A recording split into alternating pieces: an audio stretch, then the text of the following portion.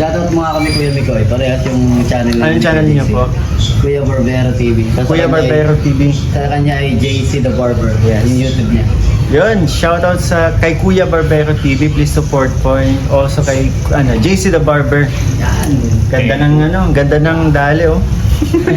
Ganda ng dali pa nga.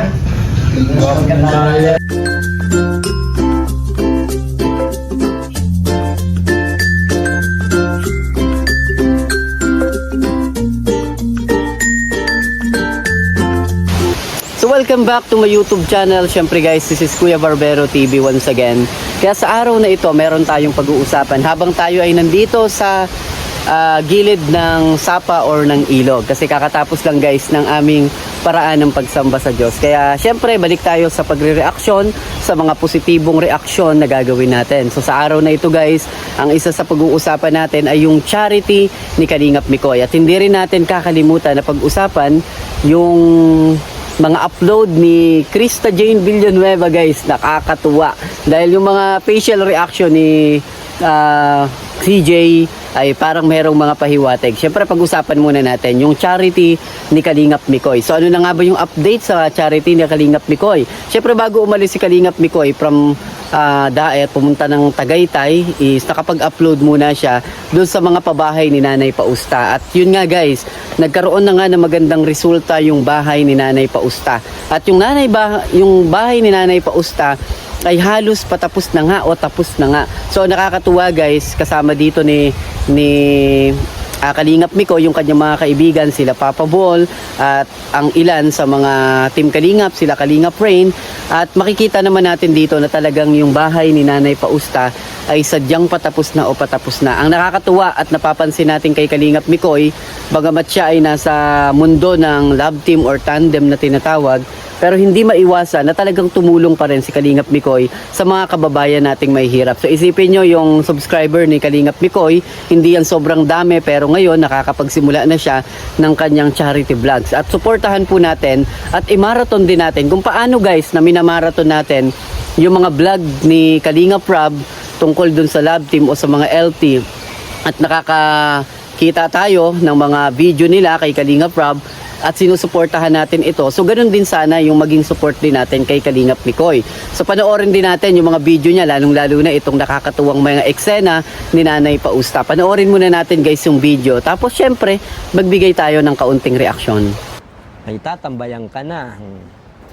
Saka sana po, pag madagdagan pa po yun ng kal. Ngayon naman, nung tagal man nung kasama ko, ni Papa Bolriche. Uy, saan ka na naman ang galing? Ano po yung mga niluluto? Kulang ng balaw. Oh, sabi kasi may mabibilhan daw balaw. Saan mabili na ako? Ay, depende na yung si Papa Ball Richie. Magaling ka na, ikot ka nga bro. Papaypayang kanya ni Richie. Pero ayun po, maraming salamat po sa suporta. And may mga naririnig-rinig din ako na may mga magbibigay daw nga para sa pabahay ni Nanay Pausta, lalo na sa mga kagamitan. So hintayin na lang natin, alam na yun ni Kalingap Mikoy. And ayun lang po mga Kalingap, maraming salamat po sa panonood. Kahit po wala dito si Kagawad Mikoy, sinuportahan niyo po kami. Sa mga gusto po magbigay ng blessing po kay Nanay Pausta, message lang po kayo.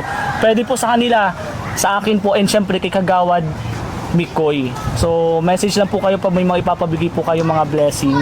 And si Nanay Pausta na pinabigyan tayo. So yun na nga guys, no, yung video ni Nanay Pausta is nakakatuwa.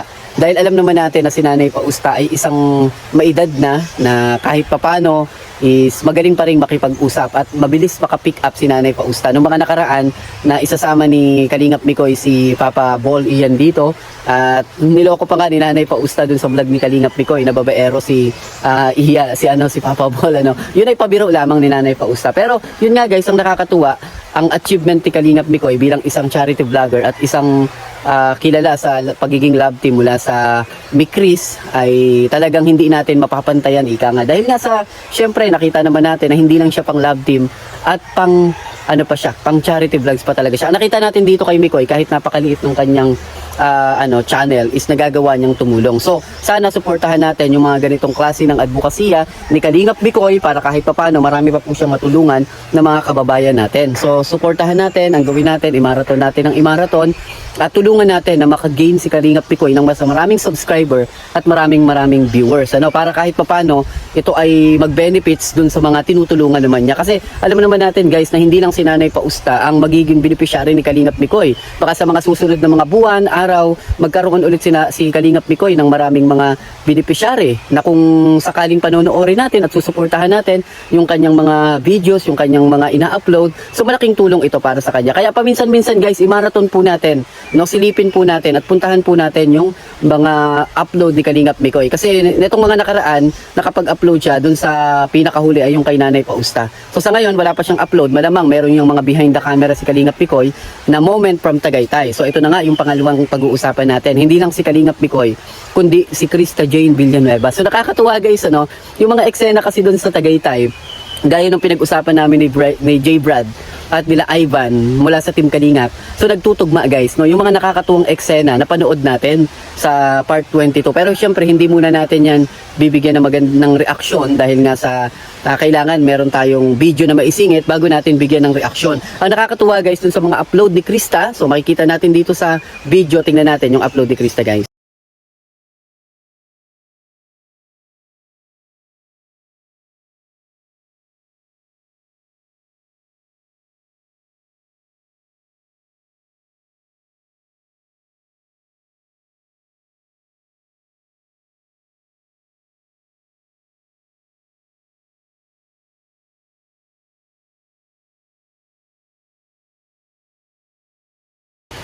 So yun guys, nakita natin yung nakita natin yung upload ni Krista na syempre gumamit pa siya ng Bible verse. Ang nakakatuwa guys, totoo naman yung pinakamasayang araw na nangyayari isa ngayon kay Krista. Siguro na na-appreciate niya yung tulong mula sa Diyos, na-appreciate niya yung tulong ng ating may likha kasama ng Team Kalingap na ngayon mas nagiging masaya na si Krista. At kitang-kita naman natin doon sa mga upload ni Krista sa kanyang mga larawan na talagang masayang-masaya siya. At kapansin-pansin din guys, yung mga larawan na ipinapakita ni Krista sa kanyang Facebook account, Hindi lang siya masaya kundi talagang yung larawan is para bang merong sinasabi sa atin na meaning. Kasi dun sa picture, dun sa isang larawan na ipinakita natin, may facial expression si Krista na para bang parang hindi natin alam kung galit ba siya or nakasimangot ba siya or parang may kinaiinisan siya. Kasi dun sa larawan, kung titingnan natin yung picture ni Krista na parang na may kinaiinisin siya, hindi natin alam kung si Mikoy ba yung nagpipicture na yon. Pero alam naman natin guys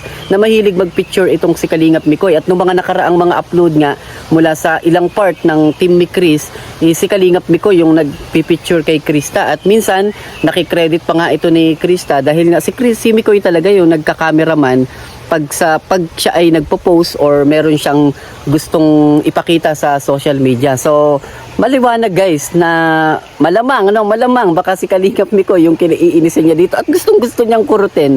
Yung kasi nakikita natin doon sa larawan, parang merong gustong kurutin si Krista Jane Villanueva. Pero ang isa sa nakita natin dito, syempre meron silang mga moments na behind the camera is napaka-sweet. Hindi lang doon guys, hindi lang napaka-sweet, kundi talagang meron silang banding. Ang isa sa nakakatuwa guys bilang isa sa mga reactor, unti-unti nating napapansin yung relationship ng dalawa is talagang nag-i-establish sila, nagbi-build sila ng mas magandang relationship. So mga nakaraan, nandito lang sila sa Daet, ngayon naman pumunta naman sila sa Tagaytay, at yung mga larawan nila Kalingap Mikoy, nila Krista is nagpapatunay guys na talagang malapit itong dalawa sa isa't isa. So dito lang guys yung ating reaction ngayon, hindi natin papahabain. So puputulin muna ni Kuya Barbero dito yung ating video dahil uuwi muna tayo at syempre magpapahinga rin po tayo. Pero bago natin putulin yung video, gusto ko po sana na hingiin yung suporta nyo at hilingin na sana i-like and subscribe yung ating YouTube channel. At syempre guys, palagi natin sinasabi na mag-iingat po kayo at syempre guys, yung respeto ipakita po natin. Ano man kasi yung ginagawa natin, mabuti man yun o masama, yun ay aanihin natin. Yun po yung sinabi ng Galatia 6:6 at 5. So yun nga guys, mag-iingat po kayo and bye-bye.